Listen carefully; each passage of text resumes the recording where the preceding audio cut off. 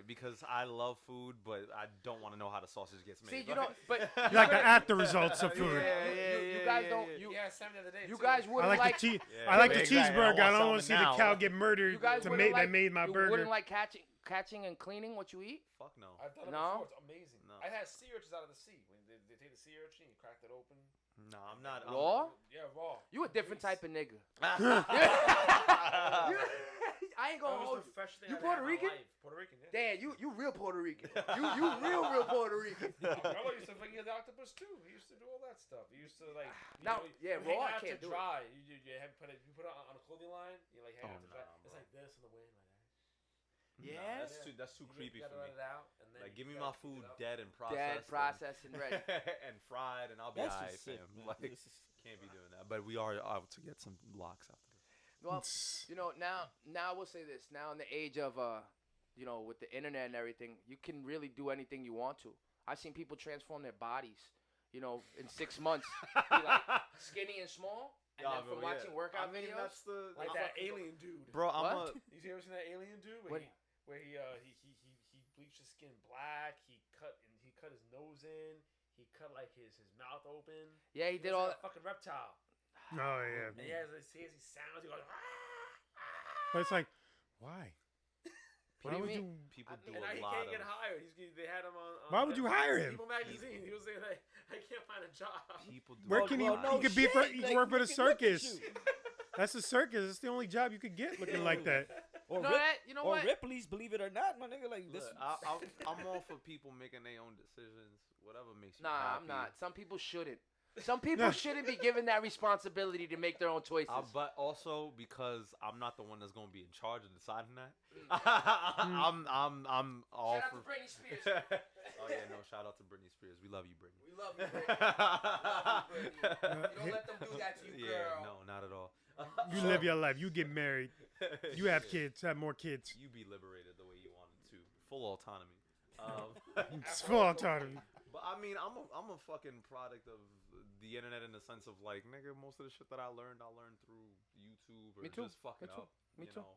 All I needed to know was like, oh, what program niggas is using for the digital audio workspace? But like one of the first times I ever like when I really started taking it serious, like I was always curious too. So I used to be in like rap groups prior, just fucking around, like microphone hanging off the corner of the fucking mirror taped up. Okay. Fucking pantyhose for pop filters and shit like that. Okay. Just recording in fucking Adobe Audition or whatever the fuck it was called back in the day. But then I had a homeboy of mine who used to live right next door to me, and it was crazy because I went to the same campus as his brother in high school. Okay. So like just one of these random days, like I'm talking to his brother because we end up going the same way type shit. He's like, oh, you do music? That's mad interesting because my brother does music. And I'm just like, oh, well, where does your brother live? Where do you guys live? He's just like, oh, on Bathgate. And it's just like, Bathgate and what? And it's just like literally right next door to me where the houses are. I live in an apartment building. Like these niggas have been living in the same house for like 5 years. So then I met his brother, which is like one of my OGs to this day and a very close friend of mine. New Memo, his name is. And when I was there, he usually charges people for the studio time and stuff like that. Didn't charge me because he was just like, yo, like, first of all, I love how you rap. But also, I feel like you take this shit serious. Like, most people who come through here are always just here for the look or trying to do some bullshit, you know? And I was asking questions there, too. I was just like, yo, what program are you using? Like, what's this microphone? How much did this cost you? And I think because of that, and back to our conversation about showing up and, like, experience. Being there, being present, you know what I mean? Because of that, then we formed such a great friendship. And a week later, like, I bought my microphone. It was like an AT2020 USB microphone. Got the program and everything like that. And then I started making music from that point out. Made my own home studio after a certain amount of years. Got everything together. But I'm a kid that was just fucking around on his laptop. Absolutely. And just having accessibility to that, you know. Didn't know shit. But also, in some instances, if I didn't know something, I would just YouTube it and like learn that and then fuck up and then figure out my sound. And I've always been a huge advocate for people having their own home studio. Yeah, like, you have to. Like best, best case scenario. No, recording studio. Yeah. Yeah, nigga, what's this? This ain't no. This wouldn't be functioning if the fucking machine didn't work. You need a home studio, nigga. I've been telling you that. It's getting there. But Picasso, like best case scenario, you learn how to operate your voice, you can make music whenever the fuck you want, drop anything whenever the fuck you want, like learn all these other intricate things about the business itself, like engineering, mixing, mastering, if you want to, and recording yourself also. Worst case scenario, when you go in the studio, you know you're not getting jerked around. Like one of an OG of mine, like a good friend, his pops was like heavy into music too. Like he comes from like the lineage of like when hip hop first started in the Bronx and type shit. And he would always tell me. I remember I showed up to his place one time to record a verse. I didn't have my verse memorized like that, so I'm still working it out. He pulled me to the side and he was just like, "Yo, like your time is your money. Like, don't ever come unprepared to a place where you're about to, especially maybe if you're doing a feature, like that's somebody else's time. Don't show up unprepared. I hate like, that shit. Always come I ready. didn't finish my verse yet. Finish why your you verse here? before you get there. So why like, you here? But that's a part of the process of like learning, and if you have your own home studio, you get to like Draft process it. things, Yeah, draft it, You got to learn make it certain look things, pretty it up. learn your tone, like what type of beats work for you, like, and also I'm somebody who I work way better by myself or in alone with a group of people I trust more than I do in an open space of the studio, because I'm willing to try more crazy shit and like fuck up. Like I know I'd be sounding crazy to somebody that's maybe outside of my room, Of course. or some shit like that. But post production, when I'm mixing it all together, when I'm putting the ideas, it works. You know what I mean? I know how to put songs together, but a lot of it is fucking around, like through years and years. Do you think you said a lot of it is fucking around. A lot of it is you just fucking around, and then you wanted to. I said that too in a sense. To my uncle, I was like, I only figured all this shit out by luck because I got opportunity, and then something said just keep going. I mean, it's. He told me no. He said no. He said no. That wasn't. You didn't make a choice in the moment and get lucky to further deep dive in. He said no. You've always been an entertainer. You've always been. This has always been what you've wanted. Like it's been in. This has always been what you've wanted. You just never knew how to put the words to it. You never like intrinsic. That's why I bring it to you. Maybe is it something that you've always really like wanted to be like entertainer, or maybe was it always there and finally the fucking around brought it out who your real nature is? I was an unpopular kid growing up, like in school and shit. So like I had nothing to relate to. Like obviously I like video games and cartoons and shit like that. But like at the time growing up, like nobody liked this openly. Nobody was gonna form friendships off of that like that. So I remember when I was 14, I started like just fucking around with music. One of my best friends in 8th grade, he was randomly in math class like writing, and he sucks at math. So he had like a whole notebook full of like shit. And so like I'm handing out papers because it was my duty to do that. And I look over at the show, I'm like, "Yo, bro, what's this?" And he's just like, and he's very like nonchalant about it. It's my rap book. Just like, your rap book? And it's like, yeah. It's like, oh, you make music? Like you write? And he's just like, yeah, like very casual about it. And because of that, like I got interested into it, where it was just like, oh shit, like here's somebody who because they used to give him a lot of shit, like, oh, this kid's not smart, oh, he's a loner. But he had his own talent. He was writing these long ass paragraphs, verses after verses, notebooks full of shit, and they gave him so much shit, and they didn't even know that side of him. So I was very interested in like, yo, like I feel like an outcast, I feel like a loner. Let me try this like rap shit. Let me try writing raps. Never looked back. And I joined a couple of groups after that, but when I started taking serious is when I met my boy Memo. And from that point on, fucking around, learning, having the ability to just have that space and be creative, I tapped into something deep inside of me and was just like, oh, fuck, like, I never was good at expressing myself. I never felt comfortable or in a safe space. And I never felt like I belonged a part of anything. I feel like I belong a part of something. And this is fun, too. It's not like work. It's like, not only can I say what I want to say, but I can be a part of something bigger than me. Absolutely. And then, over the years, like, And it's work. Something bigger that you can't Even imagine, like, 14-year-old me would be geeking out over, like, 28 me now. Like, shit, you came this far and you did X, Y, Z. But a lot of it is work, too. Like, showing up. I truly, honestly believe, I can't speak for anybody else. I can only speak for my trajectory in life. Like, all my blessings come from being there. Just the art of being there. Like, you never know. I didn't graduate high school. I'm not like, you know what I mean? Like every opportunity that I ever got was through was through the people that I know, like who I knew and who I was, like the way I treated people, the respect I gave, the fact that I was curious, like, and I showed love. Like I was never somebody who was too above anything. Like I want to be a part of the community, and I want to collab, and I want to, like, I have fun doing that. You know, I very much came in that community of like, fuck, like I have my own studio, like come to my crib, like let's record, let me engineer you, let me produce for you. Like I would love to do whole albums for people and stuff like that. Like nowadays it's a little bit different because it takes a lot of work. And it's like, you know, but to have that enthusiastic mind, it's just you know, like let's work together to you achieve invite our that dreams. energy in. Like like You're in the right direction. and I love being able to help people in that sense, but and also be involved in that and learn new things. Like I always love having conversations about live performances.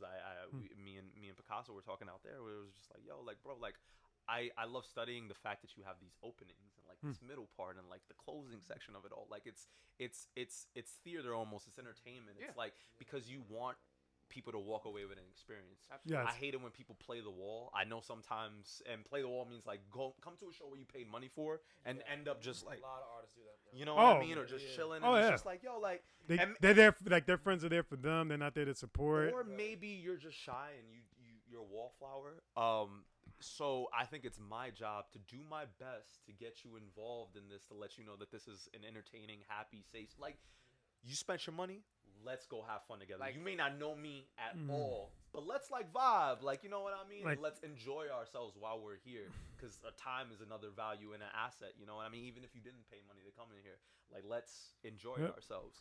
But because I've always had that mindset growing up, like it's also creeped its way into the technicality of how I perform. Like I know that I have to give my all, whether it's like one person or like 1,000 people. No, it don't matter. Your performance is power. Yes. And I love coming up with different ways to like make people go, at least one person like, wow, like that's cool. Like, and even if they're studying it, because sometimes I do get people that are just like there and they don't show emotion, but they're studying it, and they speak to me afterwards like, yo, the fact that you're using your launch pad and you did XYZ, like it's more so that. Like we was having this conversation, like especially at the brewery this past week, that there was a couple of people that I didn't know that came up to me and just like, yo, you July Quin, right? And I'm just like, yeah. And it's like, yo, I saw you at last time you were here, and I've been following you since, and you're amazing. And it's just like, that's a great feeling. But these are people that I don't have regular conversations with, so you never know also who's paying attention to your shit. No, that's never why know who's sometimes also the metrics don't matter, like online shit. It's more so about that personal connection. But like you said, getting out there. Yeah, and I've gotten every opportunity based on who I was and like the people that I know. You know what I mean? Like that's a big part also of it. because the work. Yeah, of course. Always homage to the work. Always, because it's hard work. Yeah. Like making the music can be easy, but everything that comes with it is representation, taxing. Marketing. Where to place it, how to place it, even if when to perform it at. Even if you're writing that verse, that may be difficult. Like fuck, like should I really, like I spilled my soul on this one. That's taxing work, and nobody will be around to see the real deep parts of it, like the 9-hour back and forth pacing in your room where you're trying to make something perfect. Like they see the top of the iceberg, not what's under the water. Yeah, those are the quiet moments. People only see the finished product. And we live in that area where they want to meet. That's all they want. And I mean, you can document it too, and you know, but there's no real experience of being an artist if you're not one and explaining that process. Like, it's lonely sometimes. It's you question yourself. I've quit so many different times, which is another thing I kind of hate when people don't. The facade of hip hop also makes it seem like, oh shit, like you always have to be on point and you always have to flex and you always have to. It's stupid. Always have to feel like you're the one no matter what. Yep. Like I come in and out of feeling like I'm the fucking one, and I'm destined for this. There's no bad thing to be on a sabbatical. Yeah. You know what I'm saying? There's no bad thing to break time, and because you know what happens with a broken bone, heals back stronger. You know what I'm saying? What happens when you're sick? You get immunity. You know what I'm saying? Like when it comes to being a creator, you have to sometimes break yourself in order to come back stronger, better, more remiss. You know what I'm saying? You have to get to those deep parts. Yeah, and you got to know what you want. Like, if you're going to work yourself to the bone for somebody else's vision, maybe that's not. Maybe that's a big part of why you're so exhausted and you're burnt out because That's not what you really want. you're working towards something that when you get it, you're gonna be miserable because you didn't even want it to begin with, Really want. and then you're gonna try to keep up with this thing or think that you have to keep up with this thing, and then you're gonna start feeling guilt over it. Like, work towards what it is that you want, something sustainable that's healthy. Also, like, don't be ashamed to put yourself above the art sometimes too, because without you, there's no art. Yeah. So. I agree. Don't be afraid to lose money. Don't be afraid, like when you invest in something, it doesn't work out because you learn from it, and then you try to invest in something else. Don't be afraid to like experiment. Don't be afraid to like try to like be more. Like I'm trying to look for the word, but it's like when you're like in a place where like nobody knows you, because sometimes when there's been open mics or there's been places and it's like you don't know nobody, it's just you there. Don't be afraid to mingle. Don't be afraid to say what's up. Like, fortunately, the luxury for me is that I yo-yo. That's always been like my only conversation starter for anything. So I just sit in the corner and I just yo-yo, and people are just like drawing like, what the fuck is that going? What's going on over there? So it's like my yo-yo talks for me. It starts that salutation. So. Because I'm a person that's afraid to talk. I'm very shy. I don't know what to say. If you go hello, I'll be like cheeseburgers. And I'm like, It's true. He's seen it. He seen me do that shit. It's true. My man had two bitches asking him to come to the back of a fucking beach party, and they were like, come yo-yos. Yo-yo said, I'm gonna go to the bathroom. Stayed in the bathroom for 20 minutes till they left. Nah, but True story. I can also say, like, I agree, because like I respect the people who actually love doing this, whether how much money they spent, where they started from scratch, everything else started out. They wanted to do this because they love doing this. They have the passion to do this. For you, like your yo-yos. When you tell me, yo, Clutch, get the crowd hype when I'm doing my yo-yos. Me personally, you have to understand, I'll get the crowd hype, but I don't want nobody missing your skills and magic of your yo-yo skills. Like, if you come here to show that, then brother, I'm gonna be there, but let them see what you have. Let them see what you're in. You want to be an assisting piece to the whole entire puzzle. Exactly. Of things. Yes. It's very important. Like, and I respect that too, because sometimes like people don't understand that, like, especially if you come from that mindset of like, oh, I want this to be an art form in itself. Like, sometimes people don't understand that even the performance in itself is a work of art. So they try to overshadow things and It's like you got to work together in order to make that vision come true. Like, you can't be all over the place. And you'll get your haters too, because I've had people, even when I would do my performance, I'd give yo-yos to people, and then like later on see them. Like, one guy I remember, I gave him a yo and he threw it in the garbage. Very disrespectful. Very disrespectful. Did you go get it? No. I said, you know what? I'm gonna leave that. I'm gonna symbolically leave that shit there. You know what we call that? We call that a hater. That's like, you know what? I would have went to go get my We call yo-yo. that a hater. No cap. It wasn't a good like the ones with the logo on it. No. I still would. I would just print. You know what? I love that mindset, because sometimes, because like on Instagram now you could hide your likes and shit like that. I know a lot of people start doing that. I've done it too. I've done it too, but I like the aspect of not hiding your likes, because to me, I look at it a little differently. It's like, if my shit gets like a 10 and everybody around me is gonna like 1,000 or whatever, like, yeah, like, that's the origin story. Like, you know what I mean? That's the part of it. You know what I mean? And also maybe just the algorithm being the algorithm. Yeah. But like, I have no control over that, and that's not a metric for my success or who I am. That doesn't define me. You know what I mean? Like, let that live there. Like, I didn't come for the likes. Like, I came for the post or whatever the fuck I intended to do. I like getting like those posts. I leave them up there because I see people, they'll leave this shit on for like a good 2 hours, and then they delete this shit. They're character building. Like, oh no, I see people that do that shit all the time. Oh, it didn't hit. I gotta delete it. Yeah. No, leave your 30 like thing you left for 6 hours on. Like, somebody's watching it. Those 30 people saw it. You don't need to be hundreds of people seeing your shit. Not even only that, you shouldn't. What the fuck is a like validating? You know what I'm saying? If you need likes to validate your life, it's sad. If you need internet likes to validate your life, that's sad. That's the metaverse. But that's the metaverse. No, the metaverse is there for me to have fun. The metaverse is there for me to have fun, joke, and in there, I don't gotta be Gil. Like, in there, I be fucking around with everybody, and it's crazy because I got a funny looking look in there. I got a big afro. So you know it's me when I'm in there. I'm wearing shades. I'm wearing a suit. You know it's me. Yeah, But yo, I be sitting there and you know what I do in the metaverse? I get close to people on purpose, right? Say we're watching like a UFC because you can watch fighting on this. So I'm saying watching, we're in the same room or something.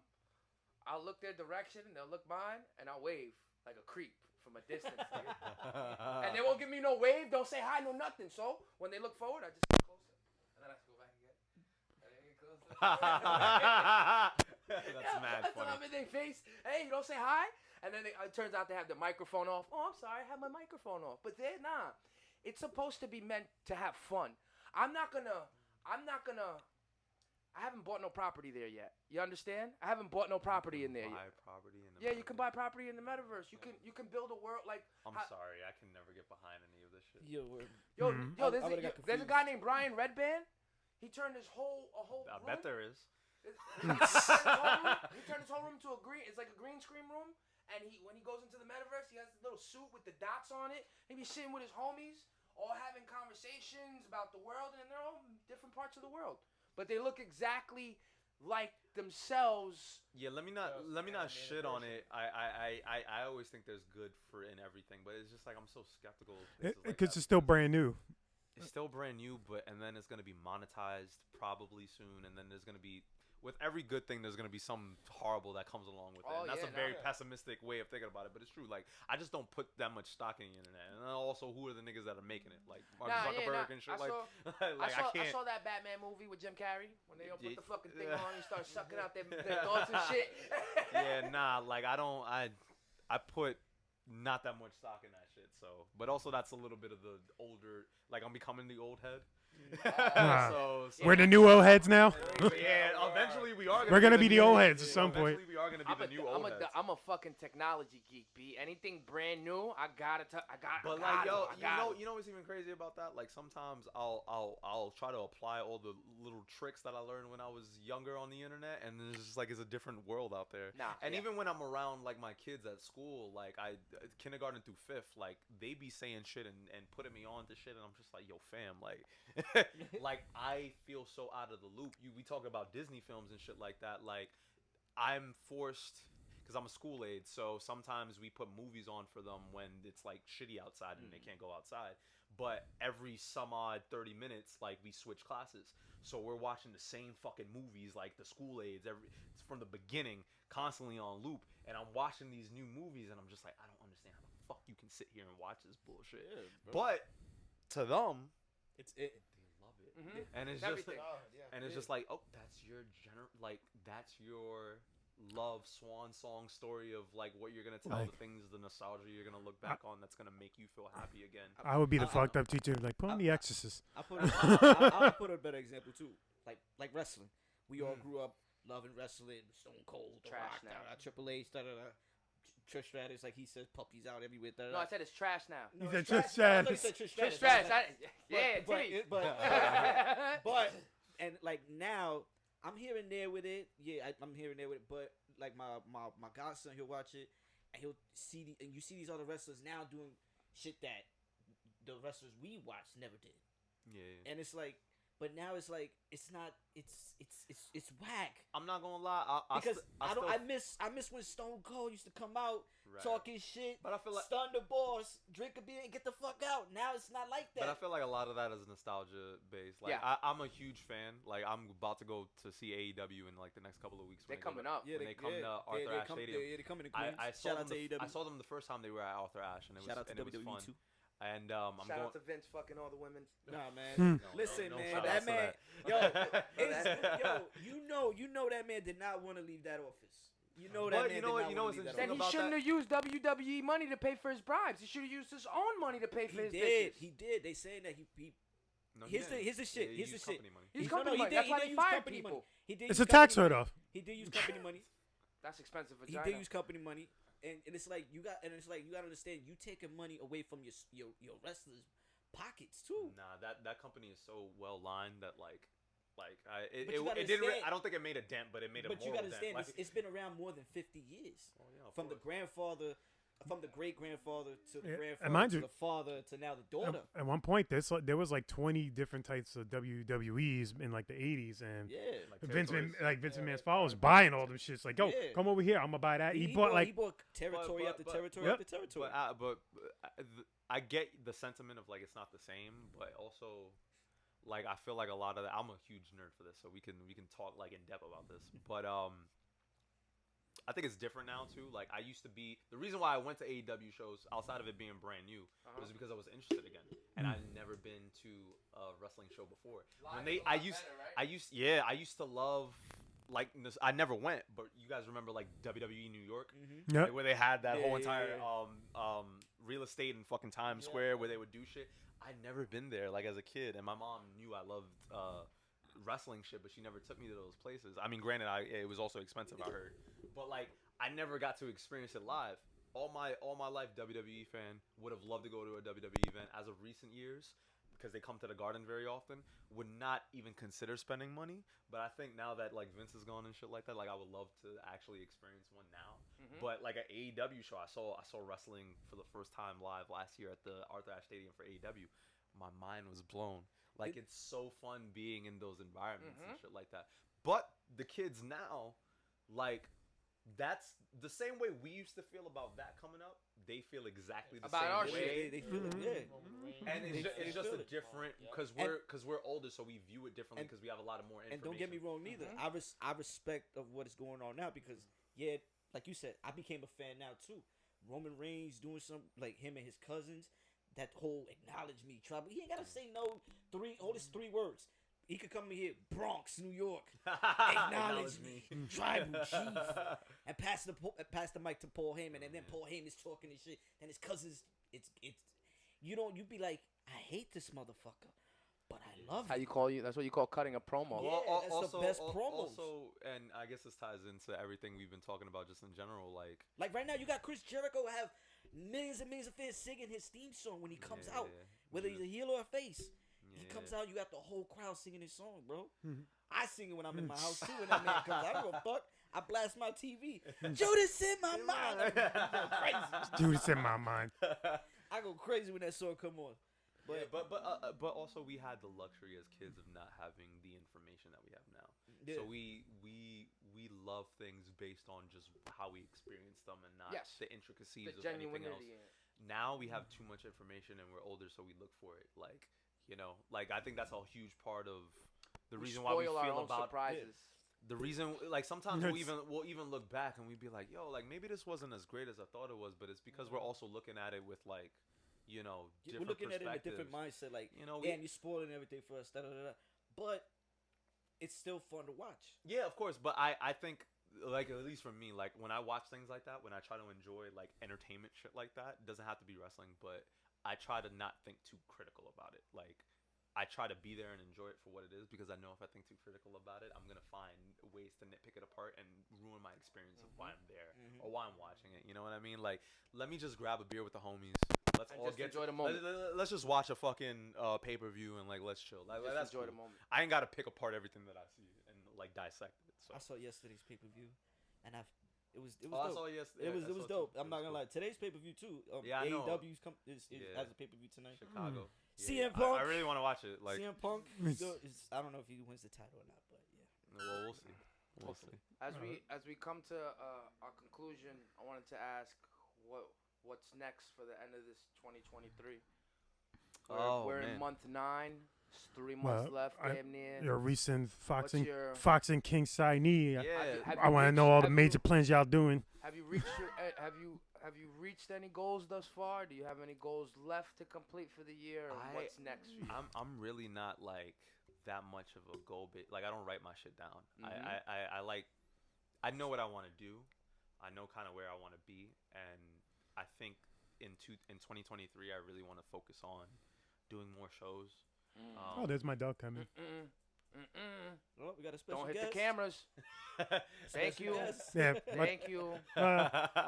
they don't do nothing. Yeah, I love dogs. They're like, oh, okay. Don't bark neither. Goal. They're like, Oh, he's good. Bye. I just want to vibe check you real quick, or G check. Yeah. Oh wait, when the English Bulldog comes, that's a different story. That was gonna have some fun. So let me. Take your time. I'm watching.